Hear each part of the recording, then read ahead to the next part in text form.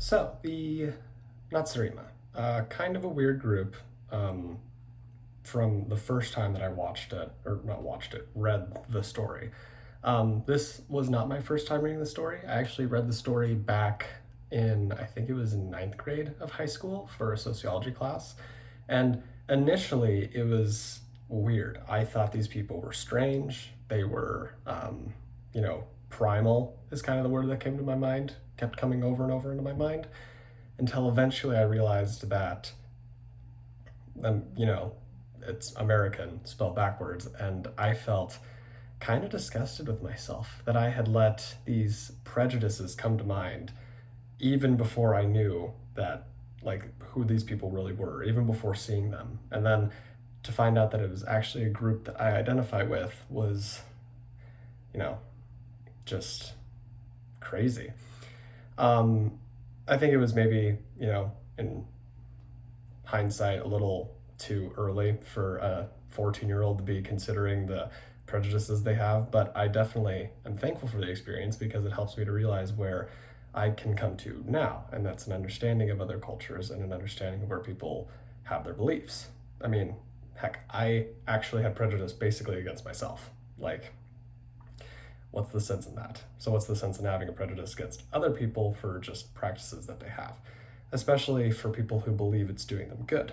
Now, coming to things that people believe are good, but some people may not see as good, I am part of an Orthodox version of Christianity, more similar to Judaism. I'm not Jewish, but I do celebrate what's called the Feast of Unleavened Bread. And a lot of people don't know what that is. So, what is the Feast of Unleavened Bread?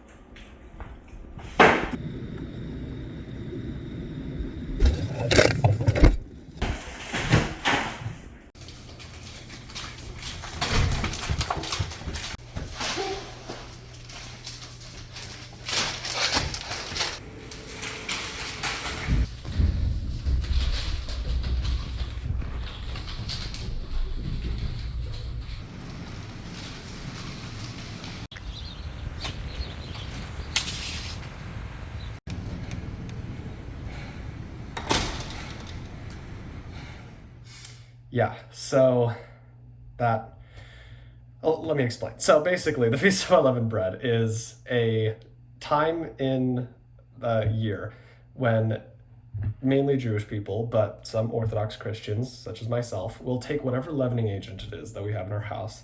And if you don't know what a leavening agent is, a leavening agent is essentially something that is put into bread to cause it to be puffy and to rise. It is symbolic towards somewhat of like sin, pride. It's the puffiness of the person. And so during the Feast of Unleavened Bread, people are to take any leavening agents, both leavened bread and leavening such as like sourdough starters or in the video, active dry yeast, and they are to dispose of them, get them out of your house, throw them away. You don't store them anywhere, you just throw them out. So the purpose of that is to get rid of all the puffiness in life, all of the pride, all of the somewhat sin, and it encourages humility. And the reason that the people continue to do this today is because it is just a part of the cultural practice. Another part of it is to eat the bitter herb. And this is where it comes to change, because in the beginning of, I don't want to say in the beginning of time, but in the beginning of the practice, the Feast of Unleavened Bread was meant mostly for eating certain bitter herbs to represent the bitterness of slavery in Egypt, but there wasn't so many that were available in, I don't want to say in Egypt, because, the Jewish people were in other places as well, but in the time period, they had some bitter herbs available to them.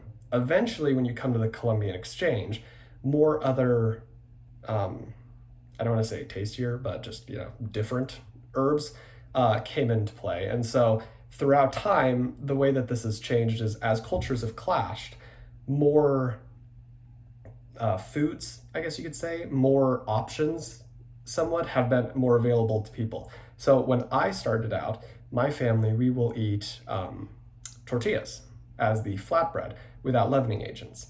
The Jewish people would have likely eaten something more akin to what's called injera, which is a ethnic, well, somewhat kind of injera. Injera, traditionally, it's an Ethiopian flatbread, but it has leavening agent in it. They may have eaten a version of that that was unleavened, and this is according to, so sorry, but it is kind of a long title.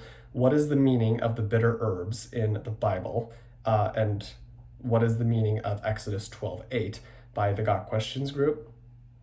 They talk about how the practices changed over time, and this is in one of the ways. As cultures have clashed, as cultures have melded and mended together, there have been more things added together, more options, essentially.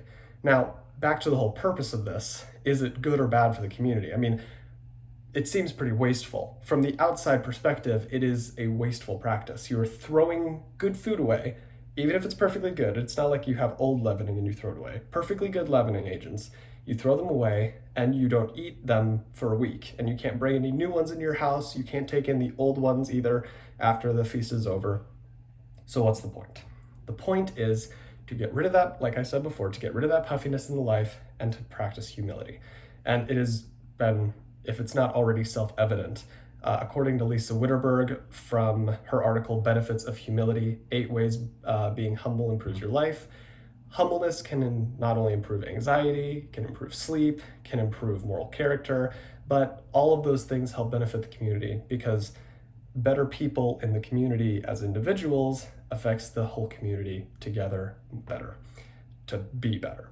So in essence, the humbleness that people practice in their lives when they practice the Feast of Unleavened Bread kind of trickles out into the community to help the community as a whole. And yeah, that is pretty much all that I have. I'm so thankful that I got to work with my roommate on the little bit in the middle there, but I hope you enjoyed it. I hope that you like the rest of the video and my explanations, and I'm going to put in with my link to the YouTube video, I'm going to also include information on the sources that I have as well. But aside from that, that's all that I have. So thank you. Have a good day.